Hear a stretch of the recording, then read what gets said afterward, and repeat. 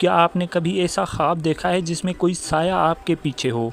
आज हम लेकर आए हैं इश्क कोई है की दूसरी एपिसोड। चलिए खौफ का सामना करते हैं। इस एपिसोड के स्टार्ट में हमें एक फैमिली नज़र आती है जो कि पहाड़ों पर कहीं जा रही होती है। उसमें होता है जैन, उसकी बीवी अंजलि और उसका बेटा रोहन। जैन दरअसल एक राइटर होता है जो कि अपनी कहानी लिखने के लिए अपने फेवरेट राइटर राम सेन के घर पर जा रहा होता है, उन्हीं के घर पर एक हॉरर कहानी लिखने के लिए।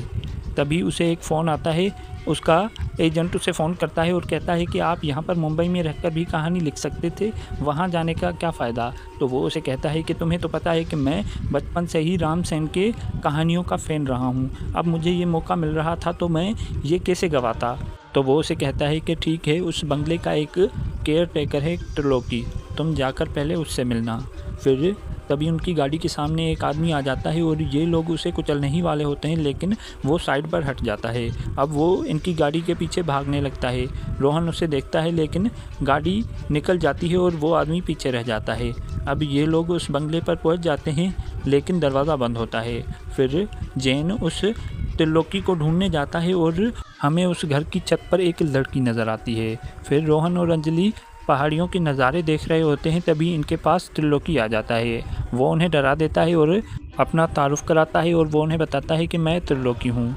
फिर वो लोग उसे कहते हैं कि तुमने तो हमें डरा ही दिया था। फिर वो उनसे कहता है आपने तो मुझे गाड़ी से कुचल ही दिया था। तो अंजलि उससे माफ़ी मांगती है और जैन भी वहाँ पर आ जाता है। अब वो उसका सामान उठाकर उन्हें उनके कमरे में ले जाने लगता है। अंजलि घर को अंदर से देखती है तो घर की तारीफ़ करने लगती है। वो कहती है कि ये घर तो बहुत ही अच्छा है। तो वो उसे कहता है कि तुम्हें क्या लगता था कि मैं तुम्हें किसी खंडर में लेकर आऊँगा। तो अंजलि उससे कहती है कि लेकिन 10 साल पहले। फिर वो उसे चुप करवा देता है और उसका जुमला पूरा करने नहीं देता।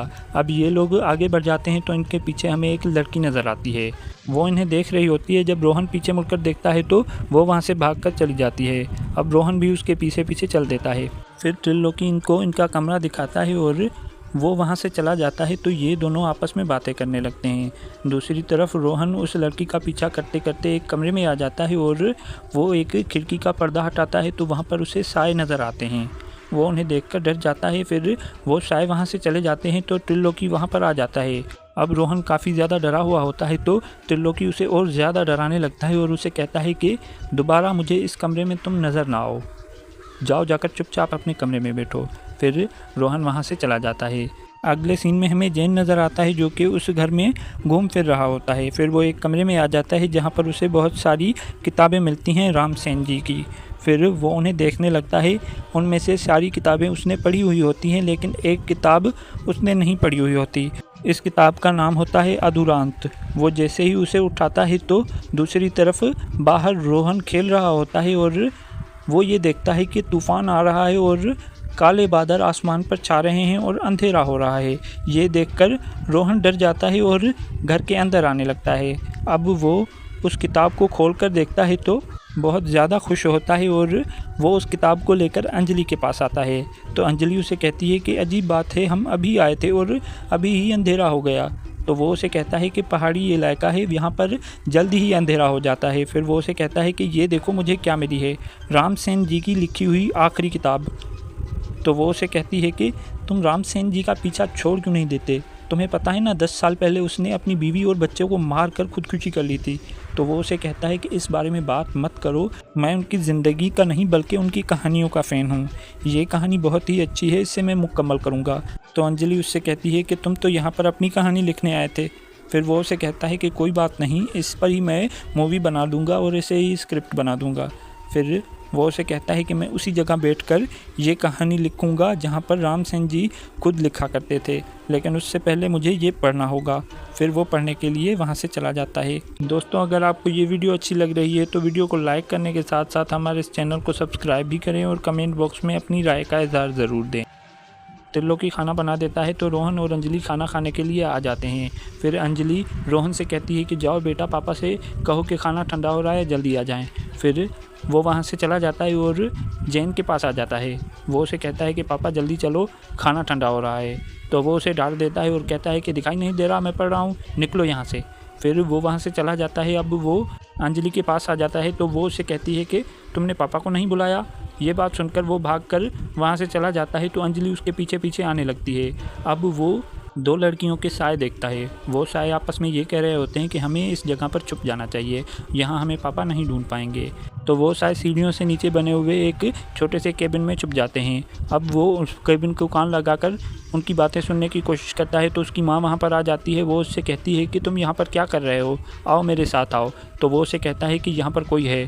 फिर वो उससे पूछती है कि कौन है, तो वो उससे कहता है कि पता नहीं लेकिन कोई है।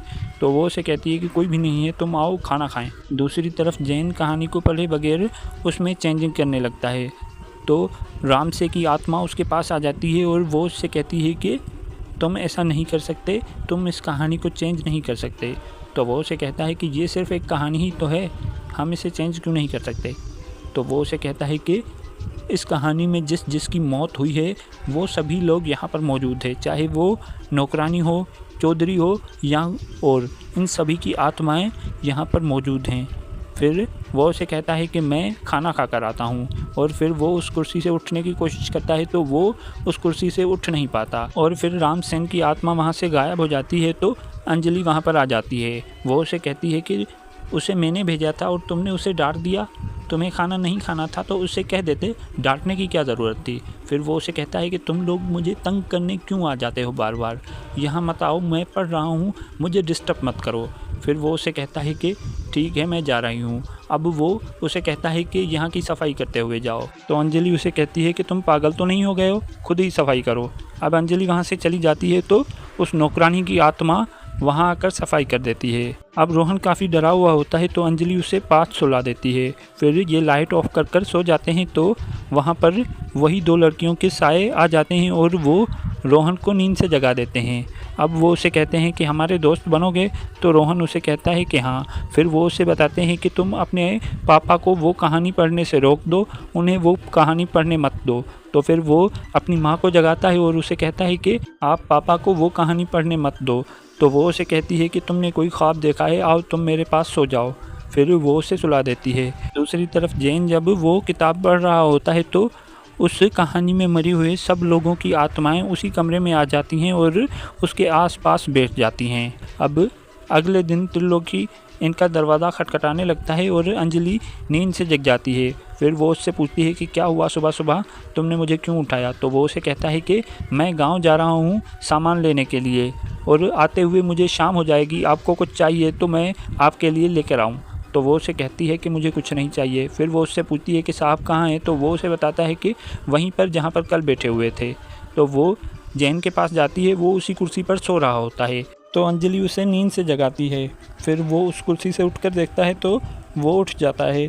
अब वो उससे कहती है कि इस घर में ज़रूर कुछ ना कुछ ख़तरनाक चीज़ें हैं जो कि हमें नुकसान पहुंचा सकती हैं, इसलिए हमें ये घर छोड़कर यहाँ से जाना चाहिए। तो वो उसे कहता है कि अब कोई कहीं नहीं जाएगा, जब तक ये कहानी मैं पूरी नहीं कर देता तब तक कोई भी कहीं नहीं जाएगा। फिर वो उससे झगड़ा करने लगता है और दूसरी तरफ हमें रोहन नज़र आता है जो कि उन्हीं दो सायों से मिलता है। वो उसे कहती हैं कि अपने पापा को ये कहानी लिखने मत दो, वरना तुम्हारे पापा भी तुम्हारे साथ वही करेंगे जो कि हमारे पापा ने हमारे साथ किया। तो वो उससे पूछता है कि तुम्हारे पापा ने तुम्हारे साथ क्या किया। तो वो दोनों साए वहाँ से भागकर चले जाते हैं। अब उनका पापा एक कुल्हाड़ी लेकर उनके पास आने लगता है।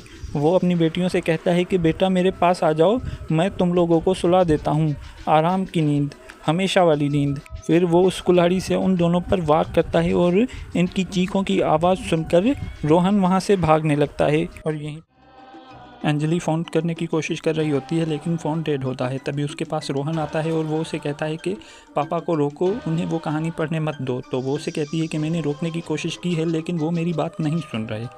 तो वो खुद ही जाकर उन्हें रोकने की कोशिश करता है और अंजलि भी उसके पीछे पीछे आ जाती है। अब ये लोग उस कमरे में आ जाते हैं तो वहाँ पर जयंत नहीं होता। फिर वो लोग उस किताब को देखते हैं और अंजलि उस किताब को पढ़ने लगती है तो उसे पता चलता है कि जयंत ने उस कहानी का अंत लिख दिया है।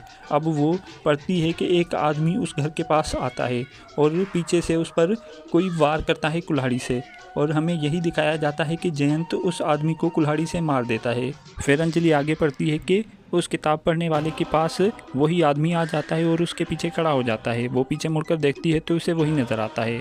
फिर ये पढ़कर वो पीछे मुड़कर देखती है तो उसे जयंत नज़र आता है। वो उसके पास आने लगता है और कुल्हाड़ी से उस पर वार ही करने वाला होता है तो रोहन वहाँ पर आ जाता है। वो अपने बाप को धक्का देकर अपनी माँ को बचाकर ले जाता है। फिर वो उनके पीछे आने लगता है। अब ये लोग छुपने लगते हैं। फिर हमें उस नौकरानी की आत्मा नज़र आती है जो कि कहती है कि सब मरोगे।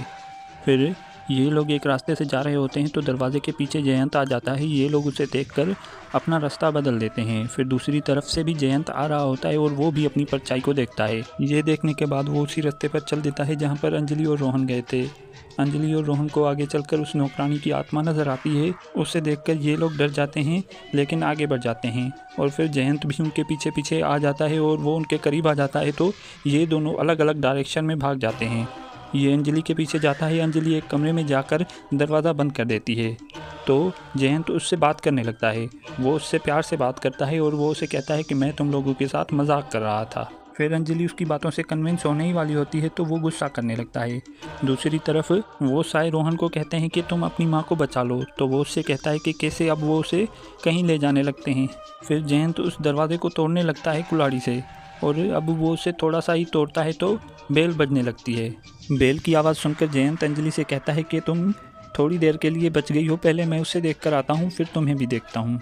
अब वो बाहर आ जाता है और ये देखता है कि रोहन वो बेल बचा रहा है तो वो उस पर वार करता है लेकिन वो बच जाता है और वहाँ से भागकर चला जाता है। अंजलि कमरे से बाहर आ जाती है और वो जयंत को कहती है कि प्लीज़ रोहन को छोड़ दो, वो हमारा बच्चा है। तो जयंत उसे कहता है कि वो हमारा बच्चा नहीं बल्कि मेरी कहानी का एक छोटा सा हिस्सा है। अंजलि ये बात सुनती है तो वो उस बुक के पास जाने लगती है लेकिन वो जैसे ही सीढ़ियों के पास पहुंचती है तो उसे वही दो लड़कियों के साए नज़र आते हैं जो कि रोहन से बात करते हैं। छोटी बहन बड़ी बहन से कहती है कि पापा हमारे पीछे कुल्हाड़ी लेकर क्यों पड़े हुए हैं। तो वो उसे कहती है कि हमें छुप जाना चाहिए। अब अंजलि उन्हें देख रही होती है तो अंजलि उन्हें अपने पास बुलाती है। तभी उनका बाप रामसेन उनके पीछे आने लगता है और वो लोग अंजलि के अंदर से गुजरकर चले जाते हैं। फिर अंजलि उस कमरे में आ जाती है और कहानी पढ़ने लगती है। दूसरी तरफ जैन रोहन के पीछे जा रहा होता है और फिर वो ये पढ़ती है कि जैन ने पहले अपनी बीवी को मारा फिर अपने बच्चे को मार दिया। ये पढ़कर वो ये समझ जाती है कि जैन रोहन को नहीं मारेगा, पहले वो मुझे मारेगा। अब वो जैन के पास जाने लगती है और रोहन उसी जगह पर छुप जाता है जहाँ पर वो दो लड़कियाँ छुपी थी। अब रोहन के पास जैन भी पहुंच जाता है। वो उसे लड़कर उसी केबिन में छुप जाता है। फिर वो उसे बुलाने लगती है और उसे कहती है कि उसे छोड़ दो, मैं तुम्हारे पास आ गई हूँ और मुझे पता है कि तुम उसे नहीं मारोगे जब तक तुम मुझे नहीं मार देते। तो जैन उसे कहता है कि ये तो तुमने बिल्कुल सही कहा। अब वो उसके पीछे आ जाता है और रोहन को छोड़ देता है। वो उसे कहती है कि भागो रोहन, तुम यहाँ से भाग जाओ। जैन जब उसके पास पहुँचता है तो वो वहाँ से भागने लगती है और जैन उसके पीछे जाने लगता है। फिर रोहन भी दूसरी जगह पर भागकर आ जाता है और वहाँ पर उससे वही दो लड़कियाँ नज़र आती हैं। वो उसे कहती हैं कि तुम अपनी माँ को बचा लो। फिर वो उसे कहता है कि कैसे। तो वो उसे बताती हैं कि जाओ जाकर उस किताब में लिखो, जो तुम उस किताब में लिखोगे वही सच में होगा। फिर वो उस किताब के पास जाता है और वो उस किताब पर लिखने लगता है लेकिन पेन काम नहीं कर रहा होता तो वो पेंसिल से लिखने लगता है। फिर वो उस पर लिखता है कि पापा बदल गए। फिर उसकी शक्ल बदलने लगती है तो वो ये लिखता है कि पापा ठीक हो गए। अब जैन ठीक हो जाता है और वो उस कुल्हाड़ी को फेंक देता है और वो अंजलि को समझाने लगता है। तो फिर वो लिखता है कि दूसरी तरफ से एक और आदमी आता है और वो कुल्हाड़ी उठा लेता है। अब त्रिलोकी आ जाता है और वो उस कुल्हाड़ी को उठा लेता है। तो अंजलि उसे कहती है कि मुझे इससे बचा लो, ये मुझे मारना चाहता है। तो त्रिलोकी उसे कहता है कि आपको ये नहीं बल्कि हमारे साहब रामसेन जी की आत्मा मारना चाहती थी, लेकिन आपके पति कमज़ोर हैं इसलिए उनका ये काम मैं पूरा करूँगा। ये कहने के बाद वो उन पर वार करने की कोशिश करता है तो रोहन ये लिखता है कि त्रिलोकी को आग लग जाती है। फिर उसे सचमुच आग लग जाती है और ये लोग वहाँ से बाहर आ जाते हैं और जितना जल्दी हो सके उस घर से दूर जाने की कोशिश करते हैं। अब हमें एक दिन बाद का सीन नज़र आता है जहाँ पर जैन का एजेंट उस घर में पहुँच जाता है और उसी कमरे में आते हैं। वो लोग देखते हैं कि उस किताब पर कुछ लिखा हुआ है। ये देखकर वो अपनी बीवी से कहता है कि जैन साहब का बेटा भी बहुत बदमाश है, देखो किताब को किस तरह गंदा कर दिया। ये कहने के बाद वो रोहन का लिखा हुआ अंत मिटाने लगते हैं तो अंधेरा छा जाता है और यहीं पर ये कहानी एंड हो जाती है। दोस्तों, अगर आप इस ड्रामे के कुछ और एपिसोड्स को देखना चाहते हैं तो यहाँ पर क्लिक करके आप उन एपिसोड्स को देख सकते हैं।